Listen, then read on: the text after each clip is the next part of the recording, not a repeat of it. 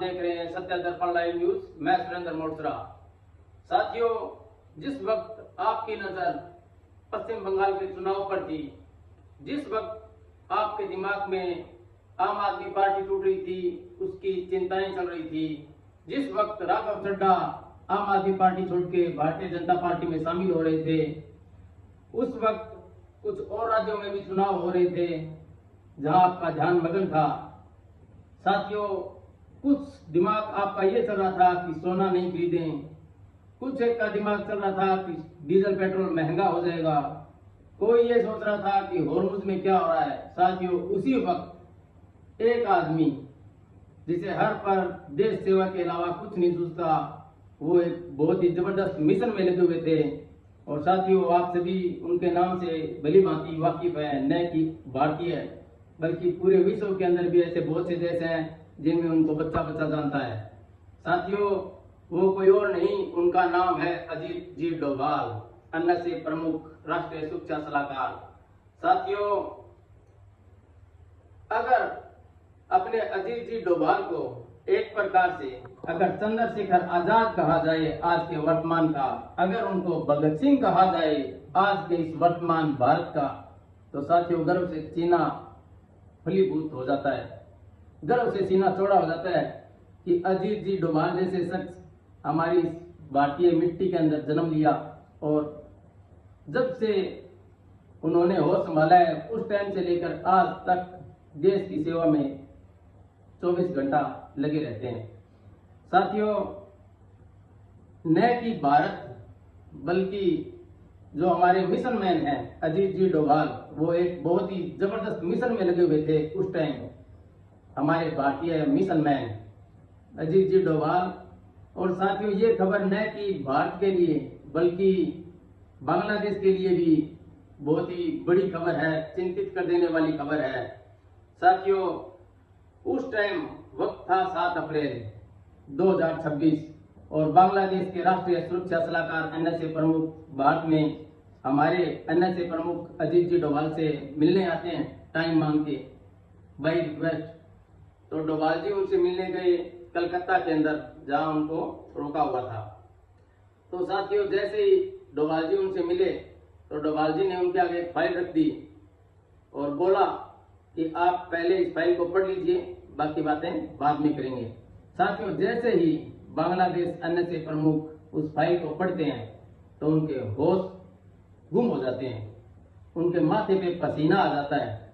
उसी वक्त हमारे मिशन मैन अपनी जेब से रुमाल निकालते हैं और बांग्लादेशी एनएसए प्रमुख को देते हैं कि लीजिए और अपना पसीना पोंछ लीजिए।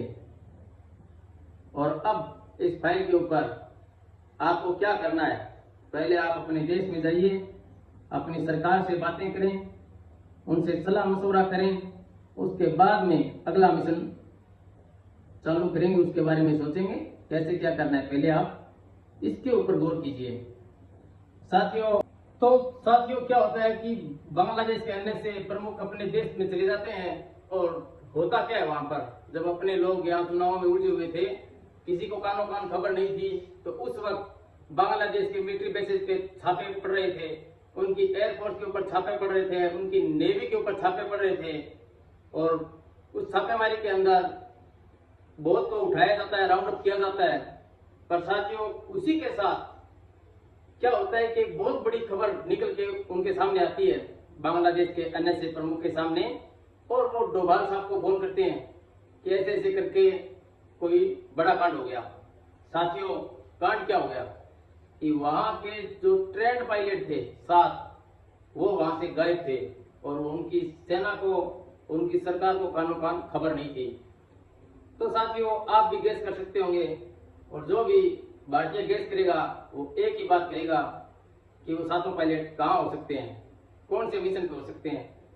तो सबके दिमाग में एक ही सवाल आएगा कि पाकिस्तान। साथियों, बात तो आपकी सही है, मगर होता क्या है कि बांग्लादेश के न्यूज़पेपर पे हेडलाइन के अंदर आती है कि ये जो 7 पायलट थे उनको टीटीपी ने उठा लिया है, तहरीक-ए-तालिबान पाकिस्तान। साथियों, जो संगठन अफगानिस्तान का फिलहाल पाकिस्तान की मिलिट्री के साथ लड़ रहा है। तो साथियों, होता क्या है कि वो एनएसए प्रमुख फोन करते हैं डोभाल साहब को कि भी आपकी अफगानिस्तान के साथ बढ़िया पड़ती है और आपके कहने पर और आपके इंटेलिजेंस के थ्रू आप बात कीजिए और पता कीजिए कि वो हमारे 7 पायलट हैं वो अफगानिस्तान में कैसे गए हैं, कैसे उनको बुलाया गया है। तो साथियों डोभाल साहब भी चिंता में पड़ जाते हैं कि तालिबान के पास वो उनका 7 जो ट्रेंड पायलट है उनका क्या करेंगे, कौन सा मिशन उन्होंने ले लिया है, उनके पास तो फ्लाइट भी नहीं है, हवाई जहाज नहीं है, तो क्या कहीं से हवाई जहाजों की व्यवस्था हो गई है। ऐसे कैसे 7 पायलटों को उठा लिया बांग्लादेश से, कैसे उनको बुलाया गया, पीछे का लोग देके बुलाया गया है या इस्लाम का वास्ता देके बुलाया गया, कैसे और क्या। तो साथियों खबर सामने निकल के आती है कि डोभाल साहब बताते हैं कि वो अफगानिस्तान में नहीं है। साथियों होता क्या है कि उनको आईएसआई टर्की बुलाता है, वो आईएसआई के संपर्क में थे और उन्होंने उनको इस्लाम का वास्ता देकर और पैसे का प्रलोभन देकर उनको टर्की बुला लिया। और टर्की बुलाने के बाद वहां पे उनकी जो भी मीटिंग हुई और उस मीटिंग के बाद उनको तुर्की से पाकिस्तान ले आए। साथियों डोभाल साहब जब ये बताते हैं कि आपके पायलट तहरीक तालिबान के पास नहीं है, आपके पायलट पाकिस्तान के पास है, तो साथियों बांग्लादेश के एनएसए प्रमुख के पैरों से के नीचे से जमीन निकल जाती है। तो वहीं से एक खबर और निकल के सामने आती है कि वहां के विदेश मंत्री ख्वाजा आसिफ कहते हैं कि जो टीडीपी है ये तालिबान वो हिंदू समर्थक हो गया है, हिंदुओं को सपोर्ट कर रहा है वो। तो साथियों मैंने जैसे ये खबर सुनी तो मैंने कहा मारो मारो मुझे जूतों से मारो कि इनकी अक्ल खत्म हो चुकी है पाकिस्तान वालों की। साथियों वो उनसे भी वहां पूछा गया पार्लियामेंट में कि आपने ये बात कैसे की, क्या प्रूफ आपके पास। तो ख्वाजा आसिफ क्या कहते हैं इस बारे में कि अभी भारत के अंदर भारतीय जनता पार्टी की सरकार है, नरेंद्र मोदी वहां के प्रधानमंत्री हैं और नरेंद्र मोदी क्या है कि हिंदू समर्थक हैं, कट्टर हिंदू हैं और अफगानिस्तान की सरकार की और भारत की गजब की दोस्ती है। तो बोला अभी जो टीटीपी है वो हिंदू समर्थक हो गए, उनकी बातों में आके और वो हमें मार रहे हैं। साथियों तो बात यह है कि वो 7 पायलट पाकिस्तान के अंदर उनको वहां ट्रेनिंग दी जा रही थी क्या से कैसे क्या करना है। साथियों जैसे ये सारी बातें निकल के पूरी सामने आ जाती है तो उसके बाद में डोभाल साहब क्या है अभी पिछले हफ्ते यूएई गए थे।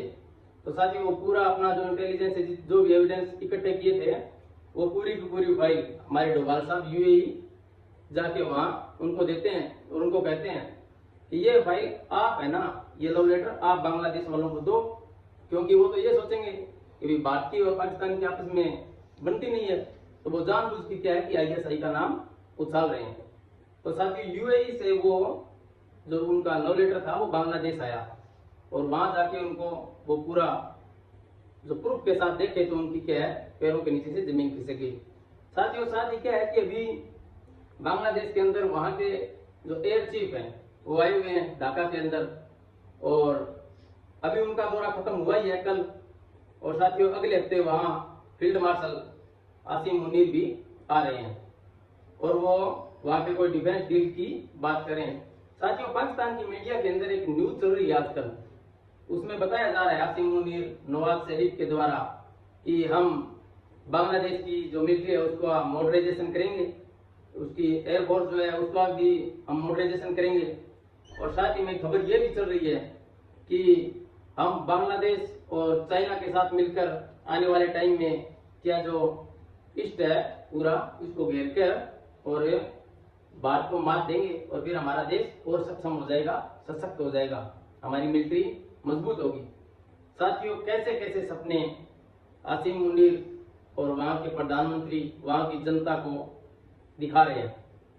साथियों एक बात और है अचंभित करने वाली, आसिम मुनीर और नवाज शरीफ बोल रहे हैं कि हम उनका मॉडर्नाइजेशन करेंगे बांग्लादेश की मिलिट्री का। और साथियों बात यह है कि बांग्लादेश की मिलिट्री भारत को बोल रहे हैं कि आप हमारा मॉडर्नाइजेशन कीजिए और वो आगे अगले महीने में आ भी रहे हैं हमारे बात के अंदर। उनका वहां से इज्जत था इसी बात को लेकर मिलिट्री मॉडर्नाइजेशन के लिए। साथियों